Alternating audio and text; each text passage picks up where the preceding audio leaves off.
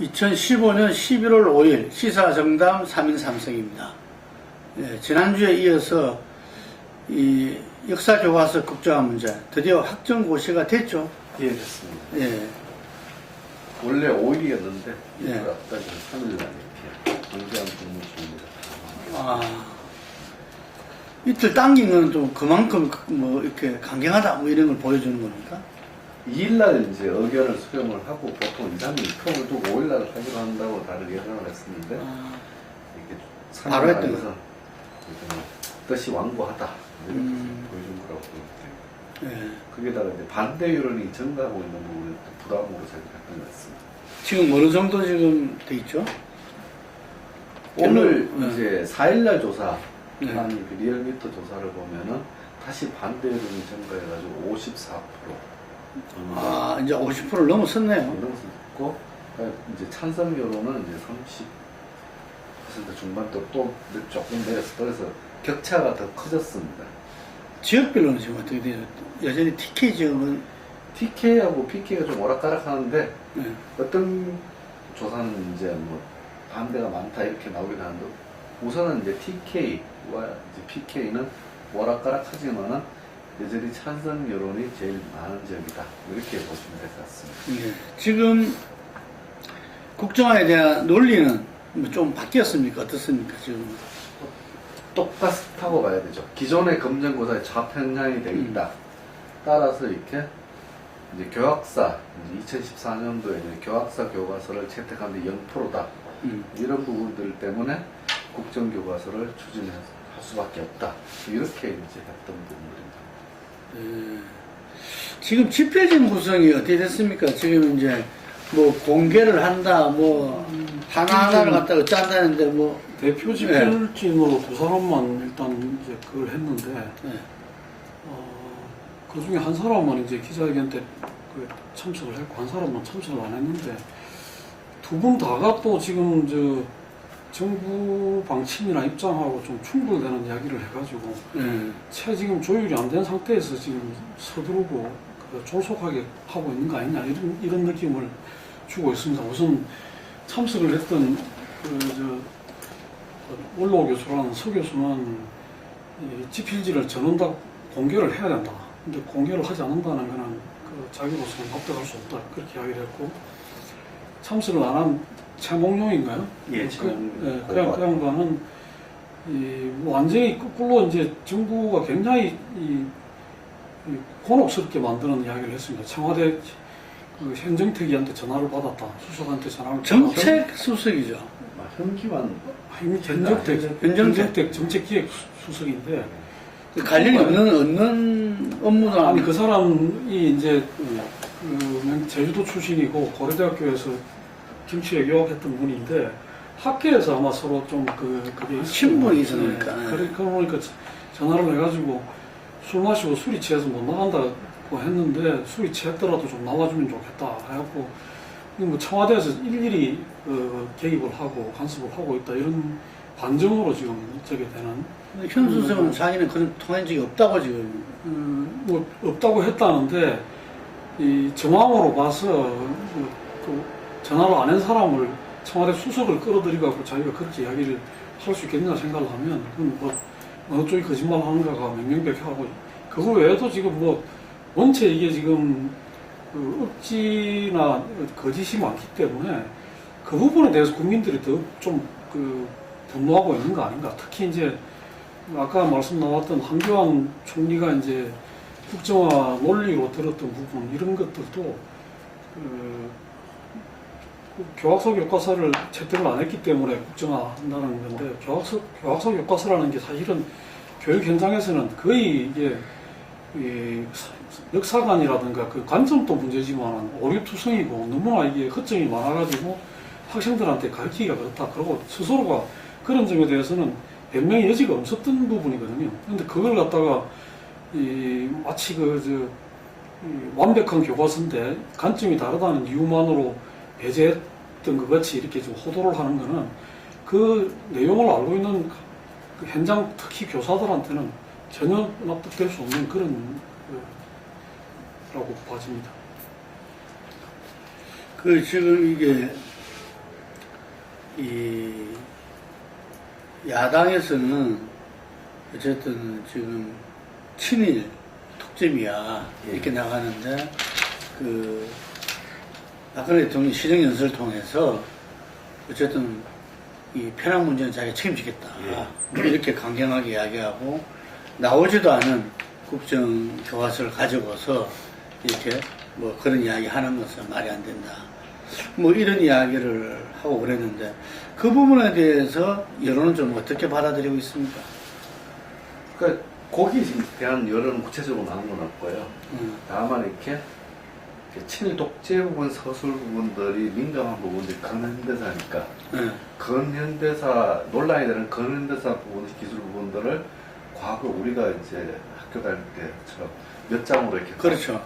만들고 이렇게 넘기는 그러면서 이렇게 상고사, 이제 고조선들이라든가 고대사 분량을 대폭 늘리는 지금 이제 최몽룡 교수가 이제 상고사 전공 교수고 그다음에 이제 또 한 분이 이제 고대사 전공입니다. 그러니까. 그 사람은 그러니까 논란이 되는 부분을 피하고 저 먼 옛날 이야기를 분량을 확 늘리겠다. 뭐 이런 식으로 피해 나가려고 하는 생각들이 있는 것 같습니다. 근데 그게 이제 당장은 피해 나가는 걸로 비칠 수가 있고 지금 오늘 조선일보가 사설에다가 근현대사를 축소하고 고대사를 늘려라 이런 식으로 이제 어떻게 보면 조선일보식의 지침을 이제 준 거라고 볼 수가 있죠. 근데 그 이야기는 무슨 이야기인가 하면 당장 이제 그 현대사, 근현대사를 많이 다룰 경우에 올 수 있는 그 정치적 부담 내지는 이제 논란의 소지 이런 것들은 피해가되 이 부분은 뚜렷한 사안을 가지고 감명하고 그 누구도 그거 할 수 없게 서술을 하면 된다. 그런 구체적인 지침까지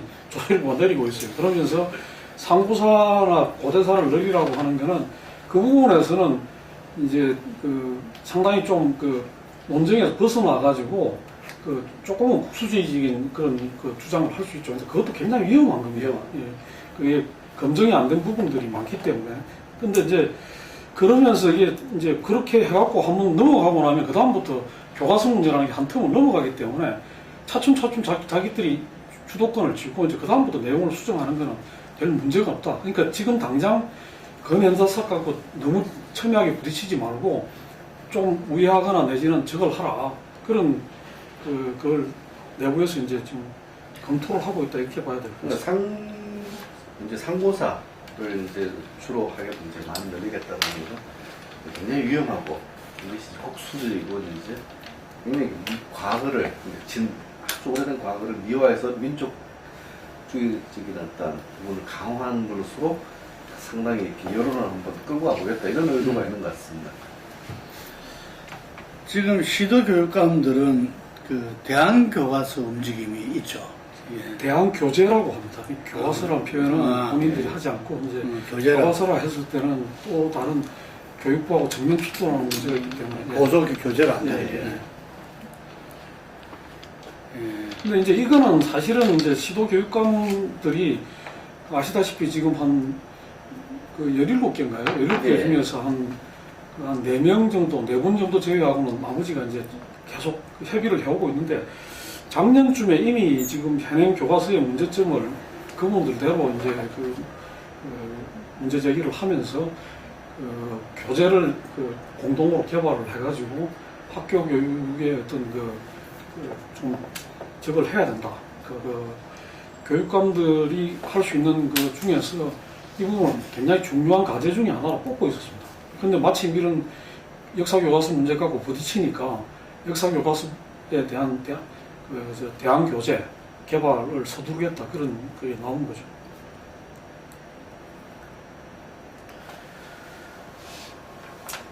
기본적으로는 이렇게 정부가 추진을 하는데 역사 학계 내부를 정리하지를 못하고 추진하는 것이기 때문에 향후 이제 집필 과정이라든가 여러 부분에서 오늘 이렇게 집필 진단에 또 오락가락하는 모습들 이것이 계속 반복적으로 보일 것 같습니다. 네. 그런데 어쨌든 지금 여야는 뭐 이 문제를 갖다가 지금 얼마 남지 않은 그 총선 쟁점화는 불가피하다 이렇게 보여지거든요. 그렇죠. 그 새누리당이 이제 보수 결집용으로 활용하겠다면은 새정치연합은 중간층을 캐스팅 보트로서 견인 효과, 중간층을 견인하는 효과로 내겠다 이러는데 과연 어떻게 될지 이게 그 주목되는데 어떻게 보고 계십니까? 네, 그 여당은 뭐 지금에서 이 문제를 전면에 걸고 가겠다는 거는 뭐 영향 강한 것 같고요.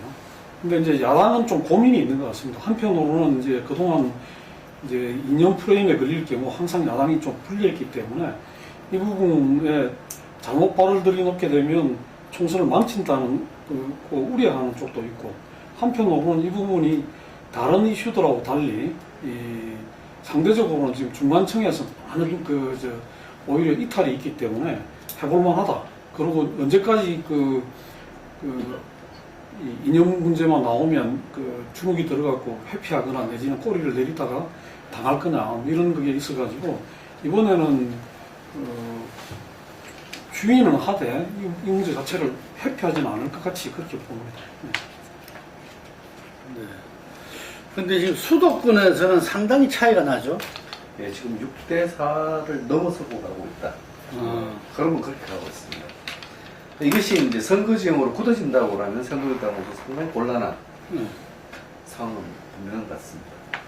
아직은 이게 선거지형으로 굳어졌다 이렇게 판단하기는 이런 상황입니다.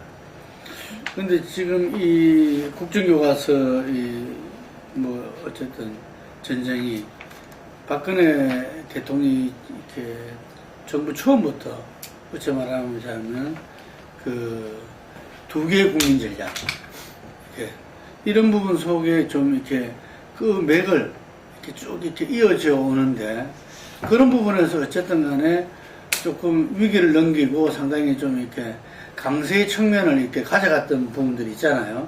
그러니까 어떤 이념 전쟁이다 뭐 이런 비슷한 부분에서 두 개의 국민 전략 속에서 어떤 전국의 헤게몬을 지고 나갔었는데 이번에는 좀 그와는 상황이 다르지 않나 이렇게 이제 그게 양 측면이 있는 것 같습니다. 하나는 네. 이제 그렇게 해서 위기를 돌파했던 측면이 있고, 또 한 가지는 그렇게 함으로 해가지고 다른 부분에서의 실정이랄까, 다른 부분에서의 성과 없음 이런 거를 감추는 효과가 있었다. 그런 점에서는 야당이 이 문제를 회피하지도 않겠지만 또 한편으로는 이 문제만 너무 이제 매달려가지고 지금 여당으로서는 내년 총선이라는 게 결국은 이제 지금까지 박근혜 정권 3년에 대한 평가가 걸려 있는 건데, 그 부분에서 야당은 참 어떻게 보면 지적하거나 공격해야 될 것들이 많습니다. 경제 문제라든가 지금 안보 문제, 안보 문제도 굉장히 심각하죠. 지금 FX 문제라든가 또 방산 비리 문제, 또 이게 무슨 과거 정부의 문제가 아니라 바로 이 정부의 문제로 지금 대두되고 있기 때문에 심각하고, 경제 문제에 대해서도 지금 서민들이 느끼는 불만이 굉장한데 이런 것들이 다 묻히고 여기만 가서는 안 된다는 두 가지 고민을 같이 하는 것 같습니다. 예, 양쪽에서 다 고민하고 있는데 동아일보의 그 논술위원이 쓴 게 상당히 세 번째 실수를 했다. 예를 들면은 세종시 개정안 부분에 이명박 정부 시절에 그래서 지금 청와대 국회와 정부 부처가 이렇게 떨어져 있어가지고 지금 항상 세종시에 있는 공무원들은 이동 중이다. 뭐 이런 좀 비효율 나왔다. 이런 부분하고 국회 선진화법 또 이 부분이 비상대책위원장 시절에 황우려 원내대표가 주도했던 거죠. 이 부분. 그래서 이번에 또 이 부분들은 이제 보수 입장에서 봤을 때 편한 극복은 필요하다. 그렇지만 이것이 한 고지를 차지하고 마는 진격전이 아니라 지금 엄청나게 어떤 말하자면은 이렇게 진보 시각으로 이렇게 역사학자라든지 협회라든지 교과서라든지 검인정 이런 부분 돼 있는 부분 하나하나 이렇게 나가야 되는데 한꺼번에 일시에 이걸 한다고 될 수 있는 성질이 아니다. 그래서 세 번째 실수다. 뭐 이런 이야기를 하는데 상당히 보수 세력도 이 문제를 바라보는 시각들이 굉장히 다양하면서도 상당히 좀 당혹해 한다. 그래서 출구 전략 이야기도 나오고 있습니다. 청와대에서 어떻습니까? 출구 전략에 대해서. 출구라고 하면 다른 이슈가 나와줘야 되는 상황입니다. 이렇게 이제 국정교과서를 덮을 만한 국민들의 관심을 모을 만한 것이 나와줘야 되는데 실제 출구 전략으로 민생 이야기도 나오고 또 뭐 일부에서 또 개헌 이야기도 나오고 여러 방도에서 나오지만은 이게 이 역사 문제가 가지는 부분들은 하나의 민족, 그 국가, 공동체의 기본 나아갈 지향의 문제이기 때문에 이것을 덮기라는 것은 여의치 않다. 이렇게 보여집니다. 근데 과연 이제 1년간의 어떤 기간을 뭐 집필주의 구성부터가 문제겠지만 1년간의 과정을 통해서 내년부터 이게 출간돼서 교육에 실제로 적용될지 그거는 뭐 아무도 예측하지 못하더라고요. 이게 앞으로 이 역사교과서 국정화가 어떻게 진행될지 상당히 주목되고 이 부분들이 내년 총선에 여야의 어떤 이 쟁점 이슈로서 맞서 싸울지 이 부분도 금방 노원석 조관님께서 말씀하신 대로 양 측면이 여야에 다 있다. 이게 야당 또한 이게만 너무 몰두했을 경우에 이 나머지 부분에서 오히려 더 대치기를 당할 수도 있다. 뭐 이런 지적도 있더라고요. 예, 계속 이 주목되는 부분입니다. 이 한중일 정상회의와 한일 정상회담이 드디어 이루어졌습니다. 어쨌든 그 결과가 좀 맥빠진 느낌이 있습니다. 어떻게 보고 계십니까? 뭐 한중일 정상회의 자체는 이렇게 시진핑 주석이 오는 것도 아니고 그리고 그 자체는 만남 자체 그 자체의 의미를 둔 회의이기 때문에 커다란 주목을 받은 건 아닙니다. 한중 정상회담도 마찬가지였고 역시 최근 한일 정상회담이었는데 그 결과가 이렇게 국민들의 속마음을 이렇게 시원하게 해주고 더 답답하게 했던 측면이 컸던 것 같습니다. 네, 위안부 문제에서는 협의 가속화를 합의했다. 이러는데 실질적으로 뭐 진전된 건 하나도 없었다. 예, 진전된 게 없었을 뿐만 아니라 이제 우리 이제 양국 정상이 이제 회담에서는 그런 표현 정도라도 썼는데 그 아베가 일본에 돌아가고 가서 한 번은 어떻게 이야기했는가 하면 이미 한일 위안부 문제는 1965년 그러니까 우리 지금부터 50년 전이죠. 50년 전에 다 해결이 된 문제다. 그래서 더 이상 지금 뭐 하고 자시고 할 거리가 없다는 식으로 한번 적을 했고 또 오늘 경우에는 위안부 문제는 연내에 끝낼 수 있는 성질의 문제가 아니다. 또 그렇게 이야기를 했어요. 그러다 보니까 지금 결국은 이게 일본 정부가 이견이 있는데 우리 국민들을 속인 거 아니냐 또 이런 문제가 또 나오고 있습니다. 그래서 지금 엄청나게 지금 야당 쪽이나 또 이 문제에 대해서 그걸 갖고 있던 분들은 대통령이 결국은 아베한테 제대로 그걸 못해놓고서는 국민들한테는 그냥 좀 폼을 잡은 거 아니냐 이렇게 보는 시각이 지금 많은 것 같습니다. 미국에서도 그 한일 쪽 전문가들은 이 별다른 내용 없는 어떤 정상회담이었다 이런 식으로 보고 있더라고요. 그런 정상회담을 왜 했다고 보십니까? 우선 미국이 이렇게 오바마 대통령이라든 미국 주어서 정말 한국 정부에다가 그 한미일 동맹이라는 부분들 그런 부분에서 많이 요구를 했었고 거기에 밀려서 이제 뭐 박 대통령도 이제 뭐 수용 안 할 수 없었던 그 당시 상황이 있었다고 보여집니다. 네, 미국의 어떤 그 의지가 강력하게 작용을 했고 또 일본 아베 입장에서는 상당히 이제 이번에 와서 자기는 나름대로 상당히 정치적 성과를 거뒀다고 평가받을 만합니다. 우선은 자기들이 하고 싶은 말은 다 하고 갔다. 산케이 신문 지국장 문제도 이야기했고 또 남중 좀 어떻게 보면 굉장히 불쾌하고 주제넘은 이야기인데 미국 입장을 받아가 남중국해 문제에 대해서 한국 정부가 자기들 편을 들어야 된다. 그러니까 이미 자기하고 일본하고 미국은 한 입장으로 정리가 되어 있으니까 한국이 입장을 밝혀라 제대로 하라. 이게 미국을 대리해서 자기들이 마치 그걸 하는 식으로 그런 이야기도 하고 갔고 그 다음에 또 집단 자위권 행사 문제 이 문제에 대해서도 자기들이 뭐 유리한 대로 하여간 이야기를 그걸 했거든요. 근데 이런 부분에 대해서 우리 국민들은 뭔가 대통령이 조금 단호하고 분명한 어떤 걸 해주기를 바랐는데 결국은 결과적으로 하나도 우리 입장에서 뭔가 간철하거나 제대로 문제 제기를 한 건 없는 거 아니냐. 위안부 문제를 시급하게 조속 파괴입니까?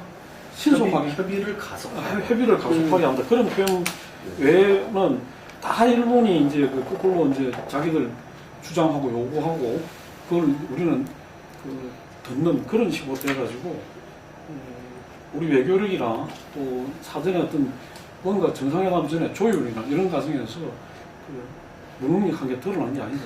처음에는 협의 가속화를 연내 타결이라고 이렇게 설명까지 했었어요. 근데 정상회담 후에. 예, 그렇게 받아들여도 된다 이렇게까지 말을 했다가 지금 아베가 저렇게 나오니까 여기에 대해서도 아베가 일본에 대해서 항의를 제대로 하지 않고 있습니다.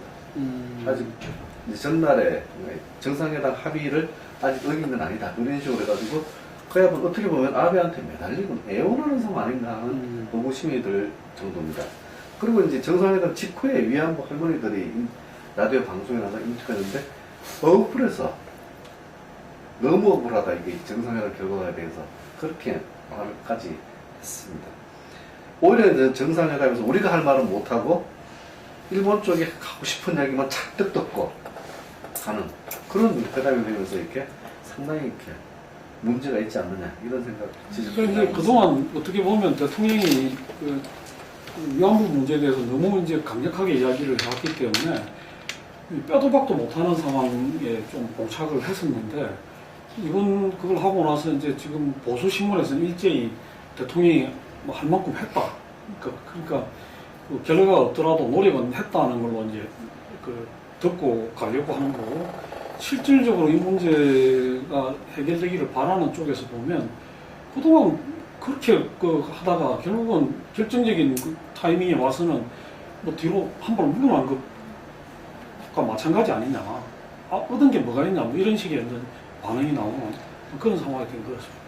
우리 옛날에 학교 다닐 때 보면 민속극 이런 거 많이 했는데 그때 보면은 많이 나왔던 게 미국을 큰형님에 비유해가지고 큰형님의 어떤 주문이나 요구에 막내 동생 같은 우리나라가 항상 이리 치고 저리 치는 모습이 많이 풍자됐었는데 어때 측면에서 보면 미국의 좀 강요 아닌 강요에 의해서 우리가 정상회담 할 수밖에 없었고 우리나라에서 했지만 실제 주연은 아베였다 이렇게 볼 수가 있을 것 같고 거기에서 남중국해라든지 어떤 집단 자위권 이런 문제에 대해서 오히려 우리가 이야기할 부분은 제대로 이야기하지 못하고 이렇게 떠밀리기 식이었다. 이 소통 문제나 이런 부분에 이렇게 한계를 보이면서도 외교력에 있어서 국민적 지지를 압도적으로 받았던 박근혜 대통령인데 정작 중요한 지금 이제 지난번에 미국 가서 이렇게 정상회담이라든지 중국, 미국과 중국과의 사인 이 중간에 있으면서 여러 가지 외교력을 보여야 되는 또 일본과의 어떤 관계에서 정말 이제 외교력이 이제 도마 위에서 이제 정말 실력을 보여야 될 때 상당히 좀 이렇게 안타까운 일들이 벌어지고 있습니다. 좀 이번에 어떤 외교 부분에 대해서는 어떤 좀 이 평가라든지 비판이라든지 좀 나름대로 이렇게 쇄신할 이런 것들은 있습니까? 좀 현재 이렇게 평가하고 쇄신해야 된다기보다는 현재 한국은 카드가 하나도 없는 상황. 우리나라로서는 미국에 대해서도 카드가 없고 중국에 압박하는 경우에도 카드가 없고 완전 이렇게 그야말로 일본에서도 없고 일본에 대해서도 우리가 뭔가 적극적으로 이렇게 조절할 수 있는 카드가 없는 상황입니다. 그러니까 외교로서는 굉장히 지금 궁지 이런 상황으로 보여지는 상황입니다. 그러니까 카드가 없다는 게 그게 기본적으로 우리가 지금 이 상황에서는 이 지점에서는 없을 수밖에 없는 건지 아니면 정부가 잘못 대처하고 잘못 방향을 잡았기 때문에 그 점에 대해서는 이제 우리 여러 번 이제 이 이야기가 나왔을 때마다 지적을 합니다만은 스스로가 지금 북한 문제에 있어가지고 전혀 이제 통로라든가 저걸 갖고 있지 못하기 때문에 더 스스로가 자승자박을 하는 결과가 되고 있다. 그리고 또 한 가지 빼놓지 말고 지적을 해야 될 게 실제로는 외교 능력 자체가 상당히 떨어져 있고 그러니까 무능이 있고 또 한 가지는 뭐냐면 외교부와 통일부와 어떤 국방부나 이런 데가 유기적으로 협력 관계를 하고 소통을 하면서 어떤 현안에 대해서 각자 역할을 나누면서도 전체적으로 또 저걸 하는 한 목표를 향해서 힘을 합치는 이런 그게 돼야 되는데, 다시 말해서 관료 내부의 어떤 소통도 제대로 안 되고 있다. 이런 것들이 지금 굉장히 심각하다. 그리고 그 정점 위에 대통령이 있는데, 대통령이 지금 우리 외교가 처한 현실이라든가, 그 다음에 이 남북 문제라든가, 앞으로 이제 계속 부딪힐 중국과 미국 간에서 우리가 어떤 스탠스에서 어떻게 이 문제를 조절하고 또 균형자 역할을 할 건가, 이런 부분에 대한 총체적인 시각과 비전을 가져야 되는데, 그게 지금 약하기 때문에 처하는 더 힘들어질 수밖에 없는 그런 국면으로 하고 있는 거 아니냐, 이런 우려가 됩니다. 과거에 이제 김대중 대통령, 노무현 대통령이 외교를 갔을 때는 이게 청와대와 정부 부처가 직접 보고를 미국으로 방문한다든가 할 때 굉장히 체근을 해가지고 장관들은 외교를 체근해가지고 외교부가 막 거의 뭐 방울 생겼죠. 방울 생겼죠. 그러니까 직접 챙기고 체근하고 보고를 수시로 받고 자기가 할 말에 대해서 다 이제 꼼꼼히 챙기고 하는 과정인데, 박 대통령은 외교 안보 그쪽을 챙기보다 보고를 받고 그냥 이렇게 임하시는 것 같아요.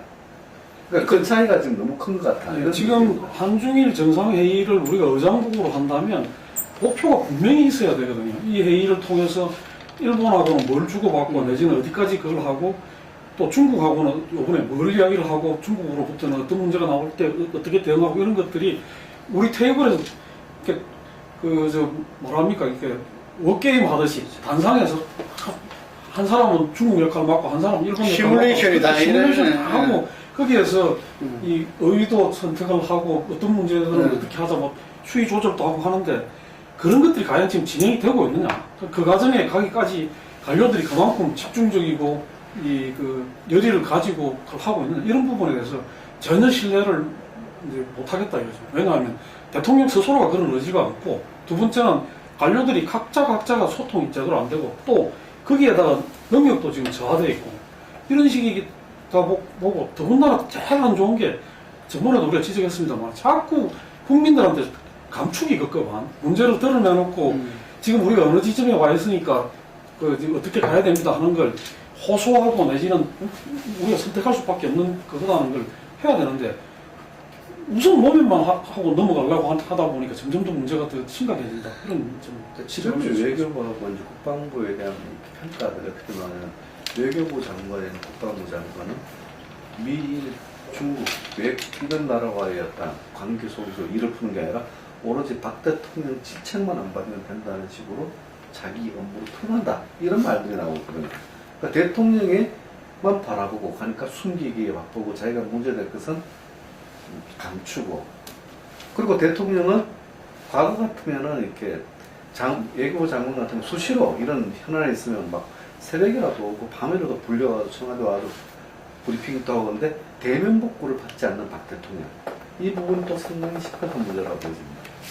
예, 이제 총체적인 어떤 국정 운영의 문제점들이 동북아시아에 지금 이제 상당히 격변하는 정세와 함께 다 드러나면서 국가적 위기가 오지 않나. 이 가운데에서 또 이 역사교과서 국장을 해서 국민 통합보다는 또 분열로 가고 있는, 심히 우려되는 상황이라고 보고 있습니다. 오늘 여기까지 하겠습니다.